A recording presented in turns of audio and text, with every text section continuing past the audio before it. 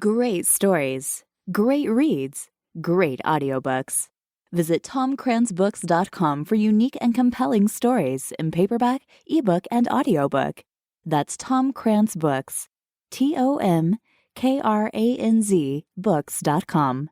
You deserve a great escape.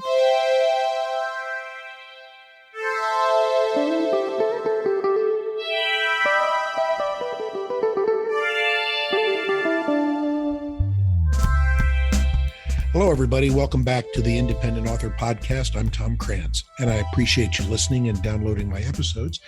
Today, my guest, live from New Jersey, where I live, actually, is an author named Cassandra Morphy. Cassandra's website lists her as a data analyst. And, as all of us do, that's her day job. I have a day job. Well, I'm retired from my day job, but I have a part-time day job. And one of the things that I look for in this process is figuring out how people can actually exercise their, artistic expression while holding down work. And Cassandra works from home as well. So first of all, hey, Cassandra, how are you? Hi, I'm good. How are you? Good. I'm good. So, let's talk a little bit about just kind of who you are. You mentioned before we went on the air that you work from home. Is that a pandemic thing, or was that always the way it's been? And do you think you'll be working from home going forward? Well, it is a pandemic thing. There has been some talk about going back to the office for my role and a few other roles for like 3 days a week at some point. Originally it was September 13th, but I think with Delta, that's going to be pushed out. Yeah, you're in that same boat as so many other people where they're in this little gray area right now. Do we go back? Don't we go back?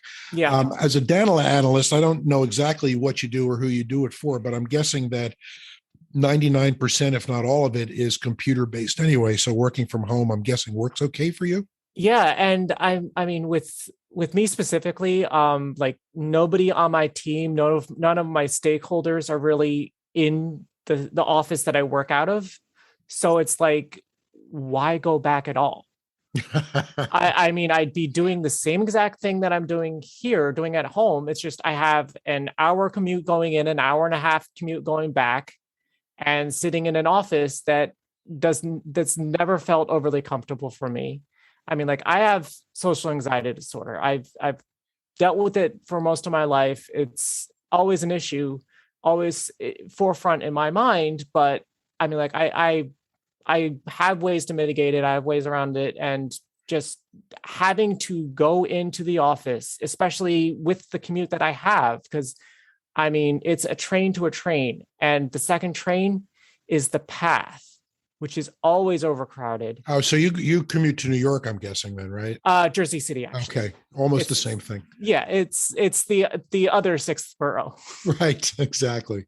Right. So, well, that's interesting, and I want to know what, if anything, all of this has to do with your writing. Your website is crowbarland.com, and I need you first of all explain to us what Crowbarland is. This sounds like a place that you've kind of cooked up for as a venue for your stories. Yes. Yeah. Okay. So basically, right now I'm writing in two different worlds. Which one is Crowbarland, which is sort of my sci-fantasy world, which is like this alternate timeline of the 21st century and beyond. And then there's my fantasy world, which is Disparia. But the Crowbarland world, that's I mean, it starts with the In Time for Prom, where a trans woman goes back in time to go to her prom, ends up getting stuck in the past, and stops 9/11, and a bunch of other stuff happens from it. A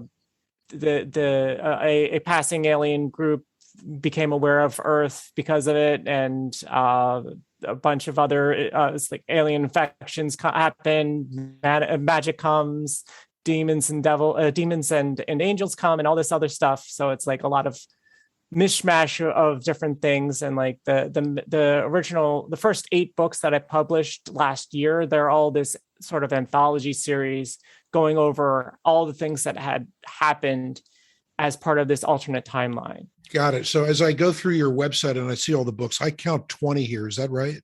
I've started writing book number 25. Wow. And you did this over what period of time? I started in February of 2014, so 7.5 years. Really? And so why did you start? Was there something in life that spurred you to start at that moment, or have you always kind of been writing on and off, or how did that happen that you started writing books? Well, I mean, growing up, I did a few short stories. Any excuse that I had to change a writing assignment in school into something of fiction, I usually took it. But long about maybe like 2010, I started actually trying to write books, but it was just this one attempt at it. But in 2013, I signed up for this thing called Mars One. It's a one-way trip to Mars. I am still technically a candidate for this, but it's not really been moving forward much. But at the time, I thought, okay, I need to single myself out in such a way that I'm unique. And I couldn't really do like the online things because of my social anxiety disorder. I couldn't really do like the promotional stuff. But I thought, well, I'm good at writing. I like writing. Let's try to do that. And that's when I wrote Missing Mars, sort of a theme going there. It's like this Mars-based book where it's like the first group of colonists going to Mars miss the planet. So how is that your first book then? That was my first book, yes. Okay. That actually, the very brief description I'm reading of it here actually sounds intriguing. They're going on a one-way trip to Mars and they miss the planet. That must suck. Yeah. And they kind of show up someplace else, and I guess the story goes from there. Yeah. And it's actually been my best-selling book for some reason. It's probably like, well, I mean, it's not my worst book, obviously, but it's not exactly my best either. Well, let's talk about The Awakening then. This is the book that you suggested we talk about. You told me that you think this is your best work so far.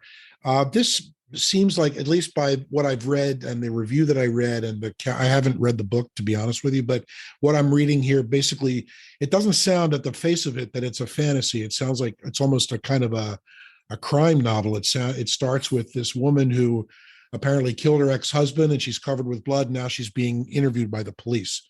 Yeah. And as the book goes through, it explains some of the events that happened leading up to the original killing. And it's not murder. It was self-defense. But she was basically framed by her ex-husband for this other murder, and she actually stumbled upon the body. So like this dogged detective is sort of harassing her through the entire book. And really, she's just trying to pick up the pieces after that incident and trying to figure out what's next. I got you. It's a pretty dark theme. Of course, I haven't read the whole book, so I don't know how it ends. And I'm just wondering so you spend a lot of time kind of in these alternate worlds writing, and that's, of course, great fodder for great stories. Is that why, I guess I'm asking why, how did you land there, basically? Well, growing up, I mean, as I said, I have social anxiety disorder. It started developing long about when I was 10 or so. 10 o'clock, yeah. When I was about 10 years old. And basically like middle school, high school, I basically had no friends. And I spent all the time in school just reading books.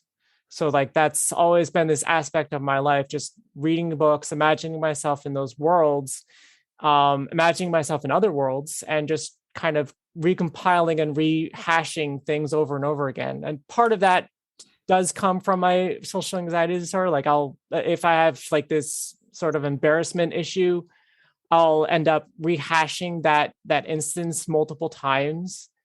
But it helps with my writing because like as I'm writing a book, I'll be like in the back of my mind, I'll just be rehashing what comes next, what has happened, what should be changed from what happened to what should have been happening. And so when I'm actually sitting in front of the computer and writing my stories, it's like it's straight flow of consciousness because my brain has already worked it out.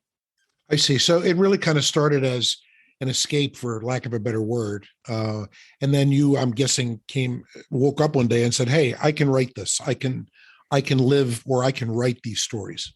Yes. And you did. Yeah. So we met at the Independent Authors Book Expo in Roselle early in August. It was actually a great place to meet authors. It's amazing what people write about and where people come from. Certainly, you were among a lot of people out there. You had your display, you had all your books out, and you had a smiling face, and you talked easily with me. I didn't see any evidence of this kind of social disorder that you have here. Obviously, you know it better than me, but I guess I'm glad you spoke to me, and I'm glad that you're out and about. Yeah. Absolutely. Yeah. For me, it's more about starting the conversations, especially with people of authority. Once I've started, it's usually just a rolling boulder for me. It's just I'm glad to hear that. Getting that momentum going. And I got you. So if you have a job that I'm guessing keeps you pretty busy during the day, when do you write? Do you have a schedule? Do you do it kind of while you're working? Do you just kind of put everything aside at the end of the day and write at night? How do you do that? Well, when I first started, it was just like 7 p.m. every day. I sit in front of the computer and write for an hour. When I first started, I targeted 1,000 words. Now I'm at a chapter a day. So, and with the pandemic, it kind of slipped. So sort of thing. So like, basically it's just at this point, I log out of work at like 3:30, a little later if I have a late meeting, but then I just take like half an hour to 45 minutes, just do something else. I'd watch an episode of TV, or I'd go out for a drive, or just go out front and stare at my garden. Oh, that's great. So your book is The Awakening, the book is that your most recent book? No, it was my, I want to say 9th or 10th that I wrote. It was the second that I published last year. But that seems to be one of your favorites, I'm guessing here, right? Yes. Yeah. I have like 3 singletons that I like really like push right now. It's The Awakening, The Last Scientist, and Mountain Princess. Those are largely my top three, at least quality, for my opinion. I got it. So if somebody wants a sample of like who you are as a writer, any of those 3 books would be a good place to start? Yes, absolutely. All right. And where can we buy your books? Amazon and Barnes & Noble, and pretty much anywhere ebooks are sold. Cool. And all of them are up and for sale? Yes. All right. Well, I'm really glad to meet you. I'm glad that you were able to put work on hold for a few minutes to have our chat here. Been speaking with Cassandra Morphy. It's Morphy. She's a prolific author, and you're the first person I've interviewed who writes in kind of the Sci-Fan / fantasy world, and I'm glad that you agreed to do this. The book we've talked a lot about here is The Awakening, but she's got a lot of other books on Amazon and Barnes & Noble. Cassandra, thanks so much. Yep, thank you.